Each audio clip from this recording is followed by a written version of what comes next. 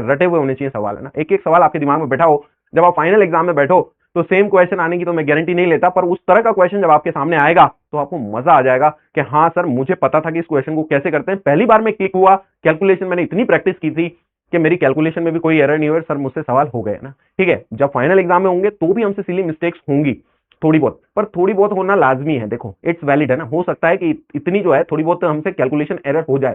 ठीक है, तो मैंने आपको पहले भी एक टारगेट दिया था कि 18-19 क्वेश्चन जो है मुझे हर एक सेगमेंट में मेंस में करने हैं। तो अगर मैं 18-19 क्वेश्चन अटेम्प्ट करता हूं और उनमें से मैं मान के चलो 17 क्वेश्चन भी सही करके आता हूं, ठीक है, 17 क्वेश्चन या 18 क्वेश्चन मेरे सही हो रहे हैं, अगर मेरी एक्यूरेसी इतने लेवल पर पहुंच चुकी है कि एक आध दो क्वेश्चन मेरे गलत हो रहे हैं, मैंने 20 अटेम्प्ट किए, 18 सही कर डाले, तो अगर मैं 18 सही कर रहा हूं एक सेगमेंट के अंदर, तो तीनों में मिला के 54 मेरे सही होंगे, तो 216, या अगर सारे 100% एक्यूरेसी तो 216 होने चाहिए, पर 100% नहीं आ पाती है एक्यूरेसी। अराउंड 95% या 96% आपकी एफिशिएंसी जब रहेगी तो आपके 200 के आसपास मार्क्स होंगे ना। तो आप ध्यान रखना, आप हो सकता है कि उस शिफ्ट के टॉपर भी बन जाओ ना।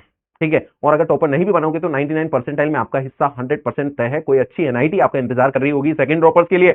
और जो फर्स्ट ड्रॉपर्स हैं, then you are preparing for advance, don't worry, आपका एनआईटी श्योर है, आप एडवांस के लिए खुले दिल से शांत मन से तैयारी कीजिए। अगले 2 महीने 2.5 महीने आपका पक्का सिलेक्शन होगा एडवांस में, क्योंकि एडवांस में तो मुझे केवल 60 to 65% मार्क्स ही लाने होते हैं, और अगर मैं उतने मार्क्स सिक्योर कर पाता हूं तो जो मैं चाहता हूं, मेरा मनचाहा आईआईटी मुझे मिलेगा अलोंग विद मनचाही ब्रांच ना।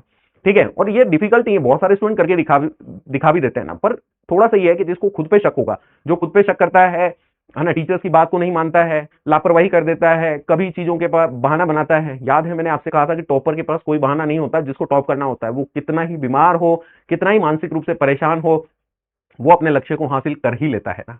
तो मुझे यकीन 100% कि आप अपने लक्ष्य को हासिल कर लेंगे। इसलिए हताश और परेशान होने से बढ़िया है कि आप मेहनत करते रहें और जल्दबाजी ना करें। ऐसा नहीं होगा कि आपने एक महीने में आप बहुत ज्यादा रिजल्ट गेन कर पाओगे।